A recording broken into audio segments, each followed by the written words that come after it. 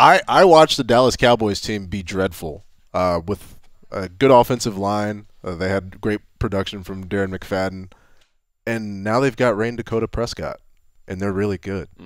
And I think that he has value. I was value sure that was a big setup for Zeke. Yeah, so did I. And then boom, right turn. I don't see anybody being more so valuable that you've got an all-time quarterback potentially that was sent to the wayside and making a speech about it all being over. And also Tony Romo. Who's this all-time? I mean, borderline Hall of Fame, well, I guess. But yeah, but the point well taken. The point I'm making is it's not just put anybody in there and they have that success. If it was that easy, I think you made the case for Zeke Elliott, as a matter of fact, with your lead up there, because that's exactly right. Were they a winning team with Darren McFadden back there and essentially the same pieces around there? I believe that quarterback is valuable. People always talk about how valuable it is, and I understand that Tom Brady is there. But overall, for an MVP discussion, I think it's important for us to figure out what it actually means. Sure. And to me, I see the value in Dak being exponentially higher than what Tom Brady has brought to the Patriots, even this year. What? I mean, did you hear your sentence there? That's a pretty strong statement. Exponentially more valuable than Tom Brady is to the Patriots? I do. You think the Patriots still have the same record with Dak Prescott as their quarterback? Or close to it? See, I would disagree. I don't think they do. I could see that.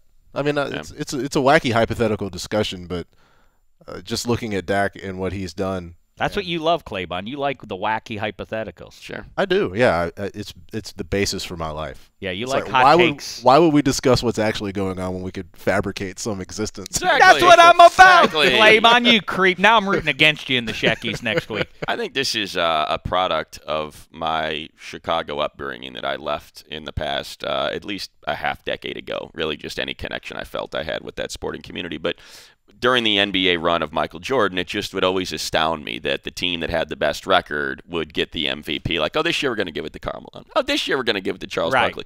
No, that's not how it works. Michael Jordan's the best player, and he should win the MVP every year. The man should have 10 of them on his mantle because it was agreed upon. As great as Dak has been, and they've won a lot of games, Tom Brady, the best player in the NFL this year has been David Johnson. And I don't and I don't think, and I actually don't think it's close. I mean, he has been their entire offense. He's going to do something that only two other players have done in NFL history, and I don't think it can be overstated. What a magnificent, monumental achievement 1,000 and 1,000 is. I mean, 1,000 yards receiving and 1,000 yards rushing. It's ridiculous, and he's probably gonna lock it up. He's had over 100 yards from scrimmage every single week.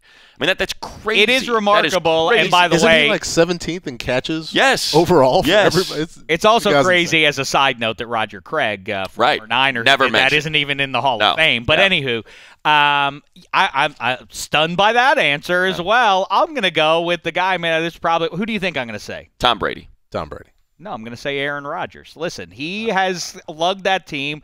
Another flawed team. He's on the now. He must complete the feat. If he loses one of the next two games, then no. But as it is right now, he's doing exactly what he said he was going to do. He put that team on his back. Yeah, win the 6 in a row. Yeah.